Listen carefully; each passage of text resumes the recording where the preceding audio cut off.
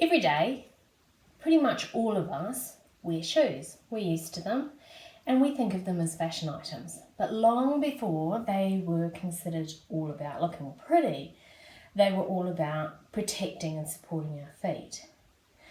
Now, while the pretty may have taken over, it doesn't negate the fact that these shoes have a really important job to keep us safe and protected when we're moving around. And the problem at the moment is that, well, lots of people who would normally wear quite sensible shoes and quite protective shoes that are capable of doing their job are now at home indoors, so they don't kind of see the same need. But I'm here to tell you, your feet are your feet, you only get one pair for your life, you need to look after them. So what I'm going to do in this video is just run through what is a good shoe. Bizarrely enough, it has nothing to do with brand and it has often nothing to do with price. It's about knowing a few simple things to look for that will give you the freedom and confidence to know that you're picking the best shoe for you. Okay, so I'm just going to run through some styles and hopefully that will give you a starter of what I'm looking for. Now, I'm pretty sure that most of us are familiar with these. It's the good old bog standard ladies' court shoe.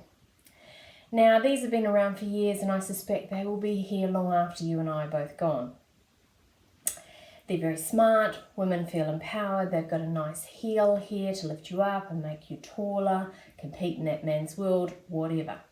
There is, however, an innate problem with these shoes. The only part of your foot that's actually in the shoe is the front part where your toes are. The rest allows you quite easily flip out, so your heel moves up and down quite a lot in these shoes, unless you buy them too small. And those are the women that I watch limping off the train at the end of a work day. Now, these are fashion shoes and the reality is we'll have them for job interviews and weddings. And we are all required by society to look a certain way. So how do we tackle the problem of being a woman and having to wear a fashion shoe? Well, think of it laterally. They are out there. What you need is to be held in a shoe. So this is a fashion shoe, it's cut very low down the front, but what it does have going for it is that you are actually tied into the shoe. You've got a nice ankle strap. The other thing that this shoe does is it has a nice firm heel counter. Now, you'll often find with fashion shoes, like our trusty court shoe here, it too has a lovely firm heel stiffener. But this will prevent you from flipping and flopping out of the shoe. Here's another fashion shoe. There's a bit of a story behind this particular shoe.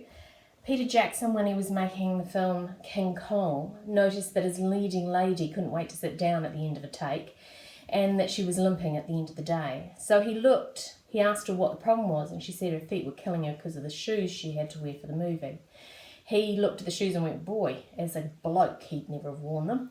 So he got a local shoe company to create something that would look like a shoe that would be worn in the 1920s, but be comfortable. So these shoes have actually a reasonable grip on the bottom, a nice sturdy heel, but interestingly enough, it's the insole, the stuff that we often don't see.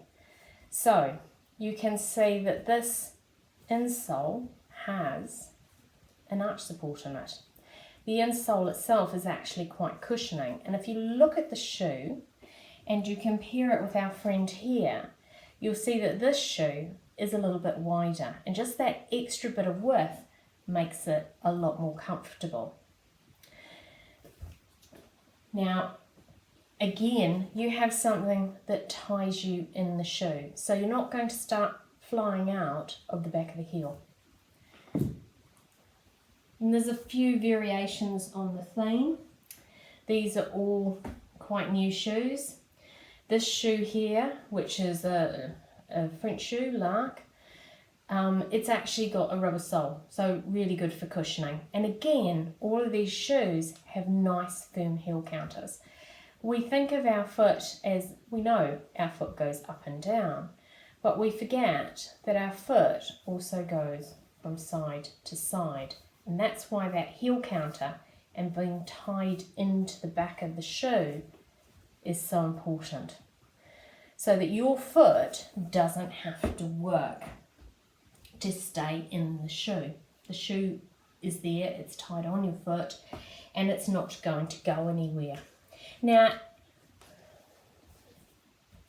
there's a flip-flop.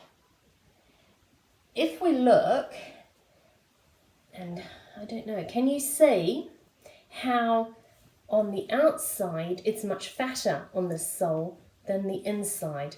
And that's because my foot flip-flops around in it, and it allows that wear to become uneven. And the more uneven the wear becomes, then the more unstable that platform is that your foot is sitting on.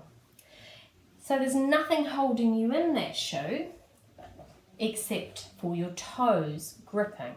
And it's the same for this style, which is quite cute. I've always really liked these shoes, but the reality is if I was to put my hand, or you were able to put your hand in here, you'd discover all these little dents inside the shoe where the shoe foot is desperately trying to hang on to the shoe. Now, what's the other thing that we wear a lot of around home? Slippers.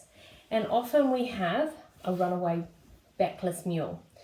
So this foot in a backless shoe, and any backless shoe, is going to be moving all around the place and being quite unstable. And it's a trip hazard. If you have ever fallen over, you should not be wearing flip-flops and backless shoes. They're a hazard to you. I'm going to show you something else that this particular slipper is notorious for.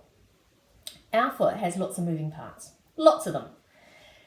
So the shoe should bend with the bending part of your foot. Now, watch this. Trust me, I'm not putting this on. This is how rigid this shoe is. Your foot needs to bend with, or the shoe needs to bend with the foot.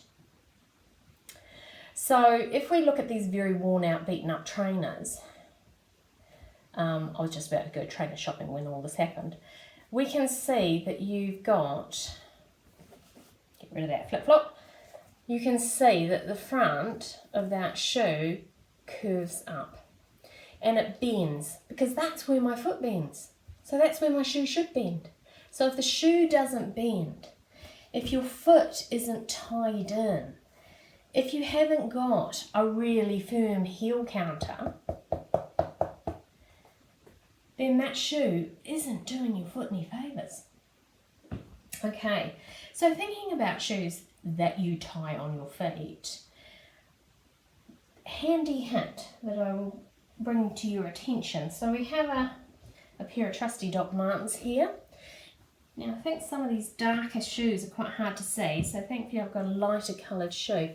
Now this is what I would call a shoe that is nice shoe, really good, laced on your foot, nice firm heel counter.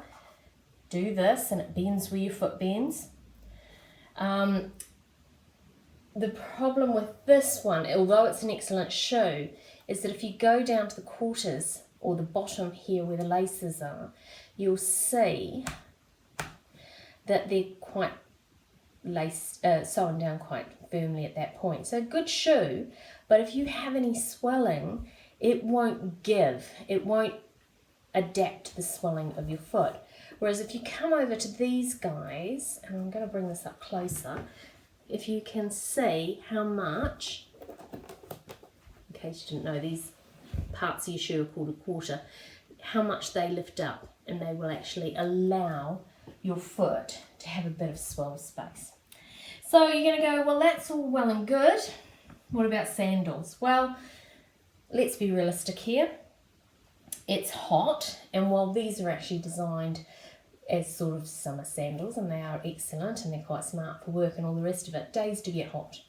And sandals are sandals. They're never going to give you the same support as a pair of good lace-up shoes. I'm not going to say that. But even with sandals, there's things you should be looking for. So for example, if we took away the back of that shoe and my foot was only in there, we're back to being mules, right? So your foot's flipping around all over the place. However, if you look for a sandal that's actually strapped on your foot, it will be a lot more secure and safe for you. So you're at home, you want to buy yourself a new pair of shoes. You recognise this insole from the fashion shoe, right? Here in the UK, we're very lucky in that we've got some excellent companies who do wider fit shoes, okay? Some of these you'll probably be familiar with and you'll think, well, they aren't really my sorts of things. But they do shoes and sell them online. And this particular catalogue I really like because it actually gives you a measurement chart inside. So I feel I've talked quite a lot about shoes, but there are 3 things I generally say to my patients. 1, the shoe must have a fastening. And I'll tell you another handy hint. These things are laces. They're supposed to be undone and done up every time. 1, your shoe will last longer, and 2, you will get much more support for your foot along the midfoot, okay? So that's the first point. Make sure your shoe has a fastening. It can be Velcro, it can be a zip if it's, boots. It can, of course, be laces. The other thing is, if you can pick up a shoe and push the back over with your finger, put it back on the shoe shelf. It's not helping your foot. Nice firm heel counter both ways. Give it a good old squeeze, you shouldn't be able to move it. And when you do this, the shoe should bend where your foot bends. So your toes bend up, that's where your foot should bend. Okay? So 3 things. Fastening, firm heel counter, bend where your foot bends. And I think that if you take those things into account, you will have a shoe that's safe and secure and will help your foot. So I hope this has been helpful.